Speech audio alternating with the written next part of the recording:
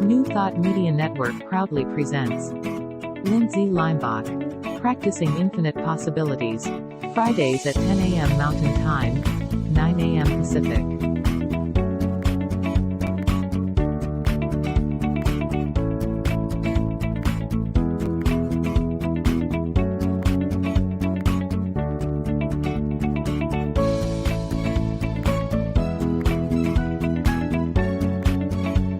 And now, here's Lindsay.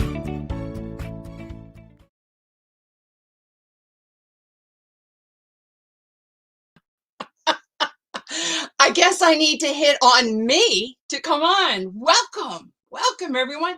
Is happiness really possible? Well, this is Lindsay Leimbach, and we are doing our Watching Infinite Possibilities PIP show. And we're going to ask, is happiness really possible? And we're going to dive into the book with the Dalai Lama, The Art of Happiness today. So I first want to show you, I'm going to switch this, look like this picture. All right, guys, as a lot of us around the world know, but those in Florida for sure, knew that Hurricane Ian is really taking over the East Coast. And in Florida, it was a Hurricane 4, and it hit Fort Myers directly. Is happiness possible? Now, I have this picture up because you see where it says Shell Point Village on the left-hand side. That is before the storm surge. And right at the N and the T, there's a little land that's pointing out. So I want you guys to take a look at that. Now, on the other side of my picture, there's Shell Point Village again, and near the N and the T of the Shell Point, that land is gone. Do you see the difference? Do the comparison. That land is gone. Why do I bring this up? Is because I was watching the news and they showed the first shot and then they showed the second shot. And where do my parents live? But at Shell Point Village. So now the hurricane is happening and the news, I don't have any news. My parents did evacuate, but I have a lot of friends and other family that live in Shell Point Village. And so I'm watching this on the news and they're like, yeah, I see Shell Point Village and I don't see it. And I knew that they were all in garages. And what they did is they had shelters built in and they're on the second floor. But if there's no island, there's no garage. And all the communication as the Hurricane 4 goes out is happening in real time, because this was happening in real time, is dead. And did I have a washover of fear?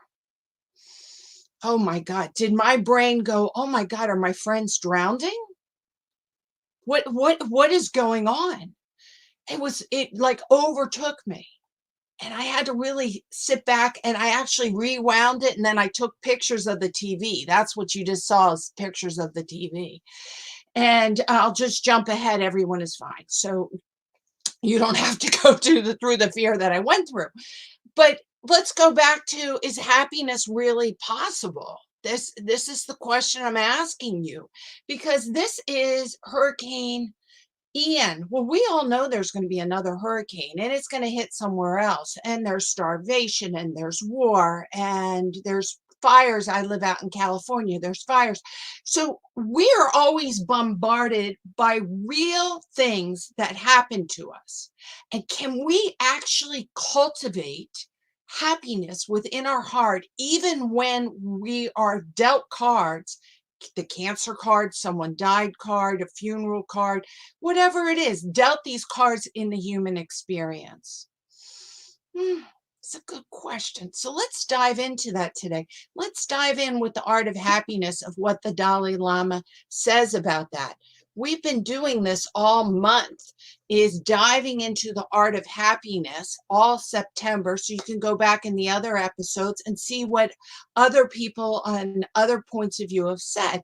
Today, we're really going to go into what is it that the Buddhist philosophy says about happiness. Now, before we go there, I love, oh, this is for my book. Hold on. I loved, last week, we did a book with Sonia. Let me just see if I see it. My yellow book. Here it is. The How of Happiness. And she talked about a lot of science, how to cultivate happiness. Okay. And I love what she said about this. Happy people are all alike. Every unhappy person is unhappy in his or her own way. Now, I wanted us to dive into that because I knew while people were watching the news, some people, they were like, this is tragic, and I'm sorry that this is happening. But it didn't affect them like it affected me, because I knew people living on that island that appeared to be just swallowed up. So we all have a mix of unhappiness. It's all very unique to ourselves. Now, why do I bring this up? Because as Sonia said in the science last week, and I just want to remind you that happiness has 50% genes, 10% circumstances, and 40% intention. So 50% gene is meaning the baseline. Like I'm 6 feet tall, that is in my DNA. They're finding that there's a baseline for happiness. Okay, we have that baseline. Then we have 10% of circumstances. Well, when I saw the picture of Shell Point Village being swallowed up, my 10% became 90%, right? But how do I respond to that is 40% in my control. And that is the 40% is the art of happiness. That is what the Buddha talks about when we're talking about how do we handle happiness and actually activate bringing forth happiness. So the art of happiness is not a path of least resistance. Let me say this again. The art of happiness is not the path of least resistance. It is a path of full awareness of your thoughts and actions. Right? Being aware. Was I aware that I had been smacked in the stomach when I saw that the island was swallowed up? Yes, I was aware that I was very unhappy. Then I get to use the 40% of intention to decide what to do next. I could just sit back on my couch and be unhappy, be miserable, be a victim of what I'm seeing. Or I can sit down, take that breath that we always talk about, the ABCs of PIP, take that breath and actually, let me see. I lost my ABCs. Oh, because it's down here. I could take my breath, be aware that I'm unhappy by the TV, take my breath, and then make a choice. What would be the choice? What would you do? Think about it. If you're watching the TV and the area in which you have loved ones, and they're saying it's gone, what would you do? Shock is probably the first thing we all do. Like, you got to be kidding. Like, I had to rewind that multiple times. You got to be kidding. Is this for real? And then when you realize this is a real thing I'm looking at, so what do? I sat down and I said a prayer. Remember, 40% intention. I have a baseline of how I deal with stuff from my genes. 10% that something smacks you hard, whatever it is a talk from a doctor, or a loved one calls you and they're upset and they've lost their job. Whatever it is, something has come in and it smacks you. That's that 10% of suffering coming in, but you have that 40%. And the Dalai Lama says we got to do something with that 40%. We need to do effort. We need to sit back and train our mind. Train our mind. And that's what we're going to talk about today. So, in the book, The Art of Happiness, the Dalai Lama says the first thing in training your mind is that you have to be able to realize that we have a comparing mind. He calls it a comparing mind. That is a lot about what I'm talking about when we have the amygdala and we have the caveman thinking. We have this survival mind making sure that we have enough all the time and that we're safe all the time and that we have this negative bias scanning around going, do I have enough? How am I doing with everything going on out there? Okay. You're comparing yourself with other people. The Dalai Lama says, you know what? We have this comparing mind. And if we allow this comparing mind to get away from us, to slip by us, we start feeling like we don't have enough. We're not smart enough. We don't have enough money. We don't have enough love. We don't have enough intention. We have enough intention. Attention with an A. Attention. We don't have enough attention going on. And the Dalai Lama, you got to be aware that we have this human nature of wanting more for the individual ego. And this brings great suffering. The comparing mind makes you feel like you have to judge. It's the judging mind out into the rest of the world. And so instead of saying, I need to work on me, you start thinking, I want what they have. You think if you get the stuff on the outside, you'll feel happier. And he's like, no, not so much. Not so much. I want to read the beginning of what the Dalai Lama says in the book. It's really just the opening paragraph. It is really good.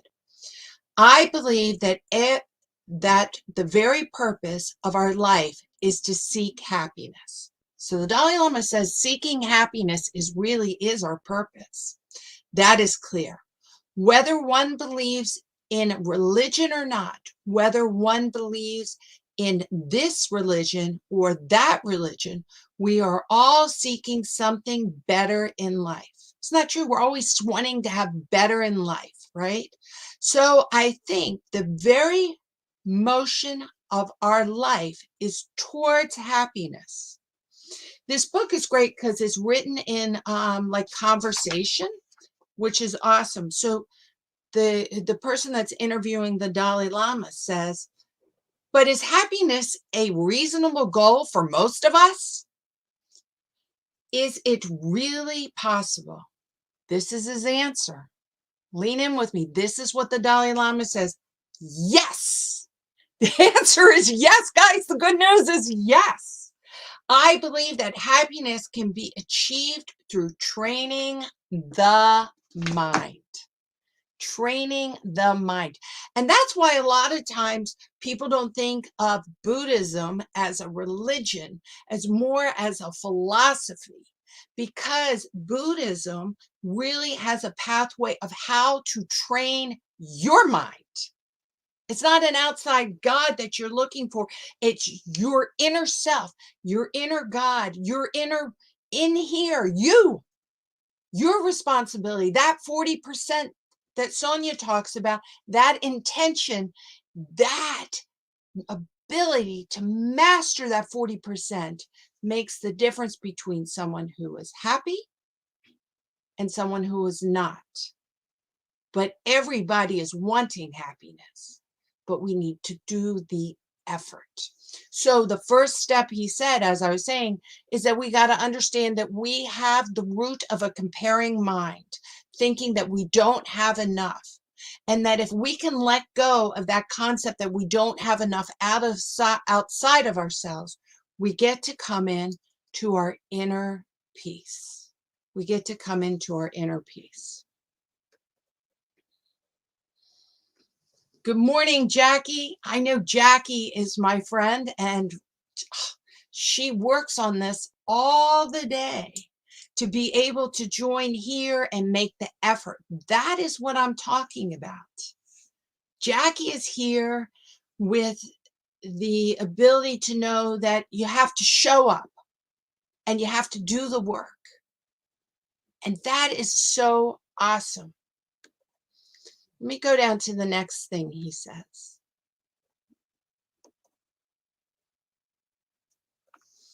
Understanding inner contentment. Let's take a breath on that. What does that mean? Well, it's understanding that the inner contentment is inside of you.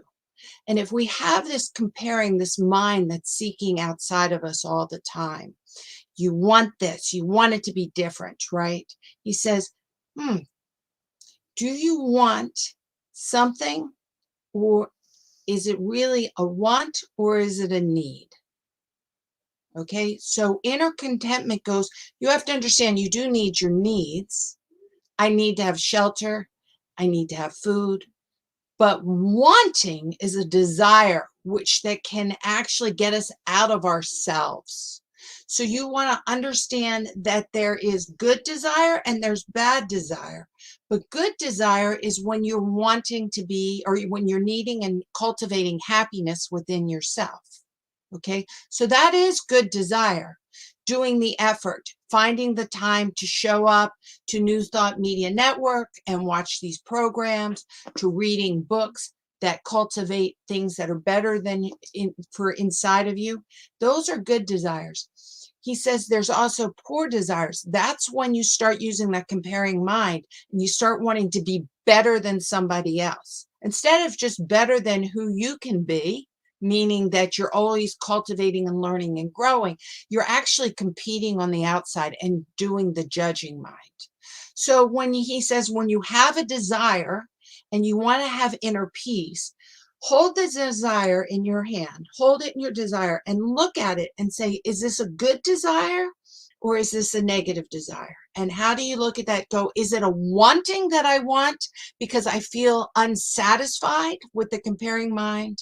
Or is it a need that I need to have, like more time to come and watch shows like PIP or other shows in New Thought Media to cultivate my inner contentment that I am enough.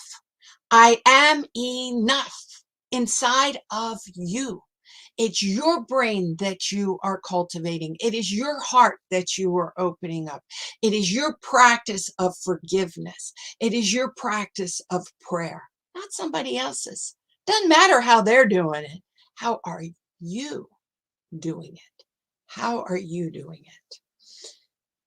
This goes and leads into his next point, that when you're able to cultivate this,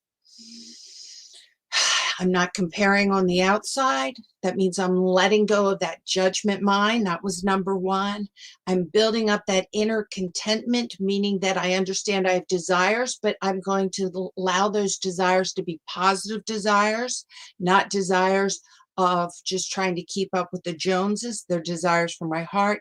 That leads us to this inner worth, and you start feeling like courage, confidence, capability, caring. Where do all these things come from? They come from inside, from your own self-worth. And a lot of times we all need to practice this. And I even need to practice this. I got kind of smacked yesterday. And I'll tell you, I want to tell you how I got smacked. I went to the dentist. That's a good thing. A new dentist. I had a little pain on my tooth. And he said, you need 2 root canals. Now, that is not what I wanted. Okay, once again, that's nothing like Hurricane Ian disappearing an island, but it is feeling smacked. How many of us have gone to the dentist or to the doctor and you end up getting information that you don't want? So then I sat back and I said, okay. And then they gave me the price of 2 root canals of where I live. And we will just say, and I'm not going to say how much they are, but the whole process for these 2 teeth is going to be more than what I make in a month. What? More money than I make in a month on average.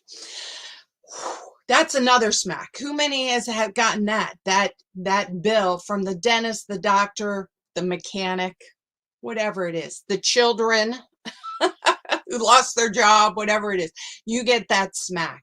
And I went into not feeling worthy because I thought, wow, I'm going to have this procedure.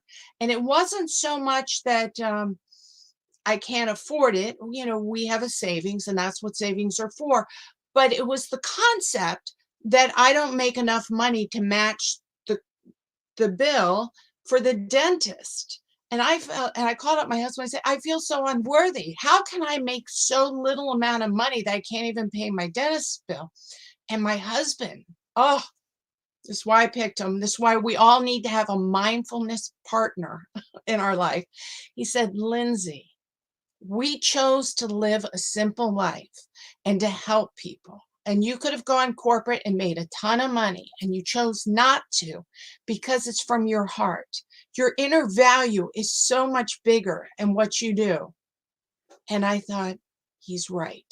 I lost my worthiness because I was comparing it to dollars, not to my thoughts and actions and love that I give out. And so I needed to be woken up by my husband, give me a little shake, saying your worthiness is from your actions and your thoughts, not from your pocketbook. And stop trying to compare to the old days when I was more corporate and I made a lot more money. And I just said, thank you. So I want to make sure that we all build in that inner worthiness that we need to know, but also make sure you have a mindfulness partner in your inner worthiness. Make sure you have that mindfulness partner that when you start to feeling undervalued, when you start to having that comparing mind, when you lose your center and you don't have that inner contentment that the Dalai Lama talks about, that you can phone a friend. Can you phone? Do you have a friend you can say, hey, listen, just let me explain how I feel right now and help me pull me back into knowing my truth. Knowing my truth. Because he was right and I just needed the reminder. It's not that I thought I was unworthy. I just forgot and I slipped back into old ways and that caveman thinking of judging myself out of money instead of out of love. So I want you to know that I'll get my tooth done. No one worry about that. I am back to the center, but that is real stuff that we have to deal with. So then the Dalai Lama said, you really need to understand there's this difference between happiness versus pleasure. Happiness versus pleasure. So happiness, well, let me go to pleasure. Pleasure is when you go to the dentist and he says, oh, by the way, I'll give you the root canals for free. But that ain't happening. Okay. So no, pleasure is when you get to go out and it's your birthday and you get cake and you might buy a new car or something, or you start a new relationship, or there's lots of things. You wake up and you feel great and your husband brings you coffee, but they're fleeting. Pleasure is something in which that dopamine, we've talked about the science of happiness, that dopamine and serotonin enter into your body, but the body brings on those chemicals and then the chemicals go away. So it is fleeting. You do go to Disneyland or to the beach for a while, and it is really quite fun and it's pleasurable, but then you have to go home. And if you go to Disneyland, you got to pay the bill. So it's fleeting. There's nothing wrong with pleasure, but just understand there's a difference between happiness and pleasure. Happiness is the liberation from suffering. Let me say it again. Happiness is the liberation from suffering. So to be happy doesn't mean you have to have pleasure. It means that you have the capability of stopping yourself from having this suffering in the mind. Because I have to say, suffering in the body, we don't always have control of. But suffering in the mind is the 40% that Sonia was talking about, our intention. And we have the capability to practice with the 40%, right? That is so good. So how do you actually register? Am I doing something that brings me happiness. Okay. How do you do that? How do you know when you have the capability of doing that shift, right? So this is the first thing, and this is really the most important thing. When you have a thought or an action, are you setting up positive consequences for the future? In other words, that magic word karma. Are you setting up positive consequences for the future? Happiness might be studying for a test. Now, is that pleasurable? No. It's not pleasurable to be studying for exams, but can it bring inner happiness? Can it bring contentment? Can you feel higher self-worth by studying? The answer is yes. Why? Because it's a positive action and it's a positive thought, and you are going to have positive consequences in the future. So when you're doing something that's pleasurable, let's say drinking too much, getting high, driving fast. I mean, there's lots of things that you can do that are pleasurable, but they're not being promiscuous sexually. They can be pleasurable, but do they bring you happiness? Probably not, because they are setting up negative consequences for the future. They're setting up negative consequences. They're setting up negative karma for the future. That is where you want. What am I doing? It might not be pleasurable, but is it bringing me happiness? If it's setting up positive karma, then the answer is yes. And not only positive karma for you, but for other people as well. That's right. So you are removing suffering by your thoughts and your actions. You removing suffering, thoughts, and actions. So let's go back to what I showed you. When the island disappeared, I was unhappy.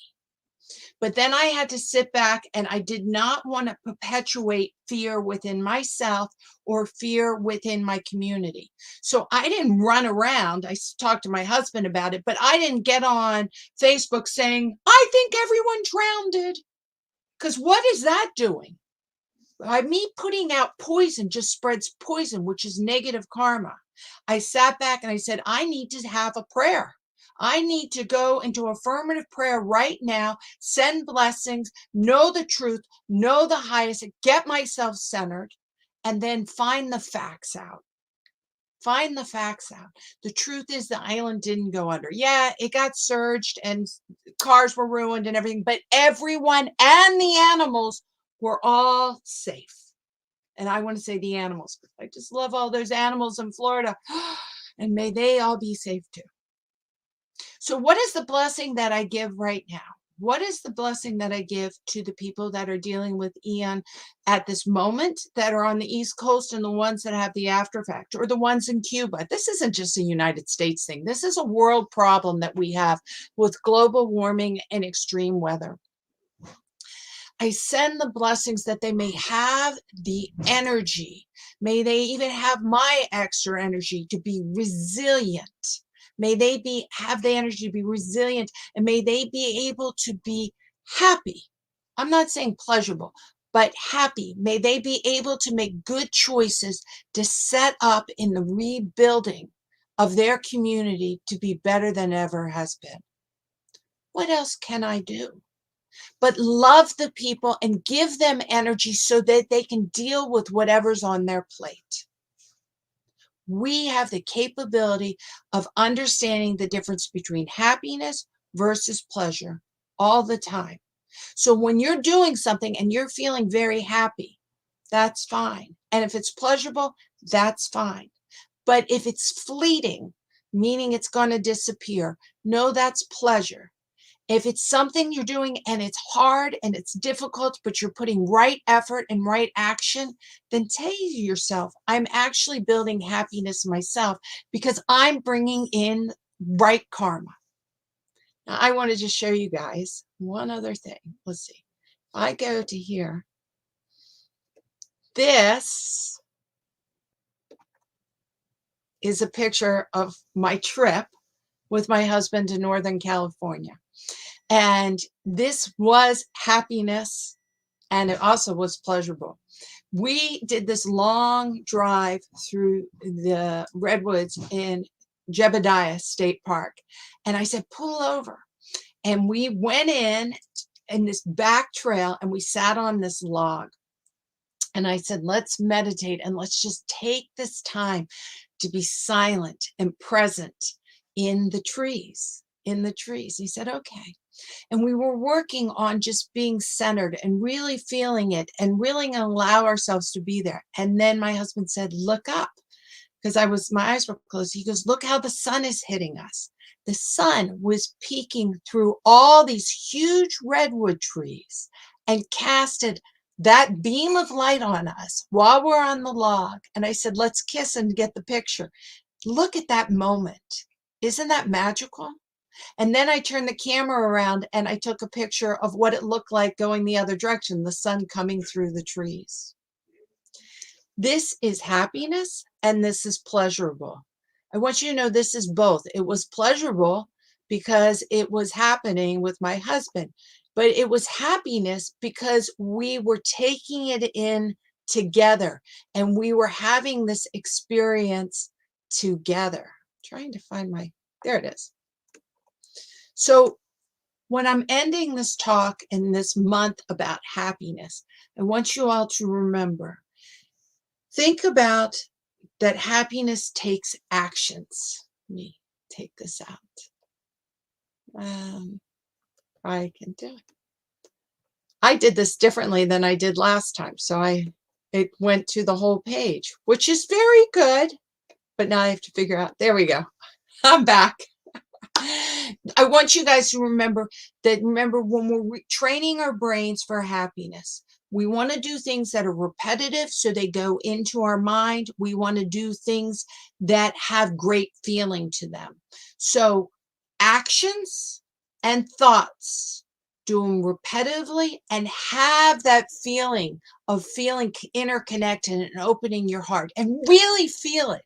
Really feel it and take it in and absorb it and know the person that is in control of your happiness is only you, Next week, I am actually doing mindful eating. So we're going to learn how to be happier with eating mindfully, and so important in understanding how to eat mindfully without judgment, but being awareness with this right thought, right action, right intention as we go into, in the United States, into Halloween season, Thanksgiving, and then all the holidays that happen in December, because there's a lot of good food that's coming your way. So it's good practice. So that's why I thought next week would be a great one. So mindful eating for next week. Let me thank you all. I want to thank New Thought Media Network for everything that they do and have done for me. Remember, they're a nonprofit organization and they love donations to help support programming like I have here. And there's also so many other programs that they put out. So look on their Facebook page, look on their YouTube channel. Remember, you can always send this out to someone who you can, share this video for someone who needs to understand a little bit more about happiness and what happiness means, especially through the concept and the eyes of Buddhism. If you have any questions, always remember you can email me at centeredmoment@gmail.com or check out my website, centeredmoment.com. I have a new class coming up that starts on Zoom this Wednesday at 12 o'clock to 1:30 Pacific time. And my new class is all about mindfulness and the discussion of mindfulness and also understanding the soul's relationship through mindfulness and awareness. So it's a 5-week course, but contact me if you want more information. I love doing coaching. I love helping people, and I am happy because I practice. So keep practicing. Thank you, everybody. And I want to say I look forward to seeing you next week. Let me go down here. Goodbye. Thank you.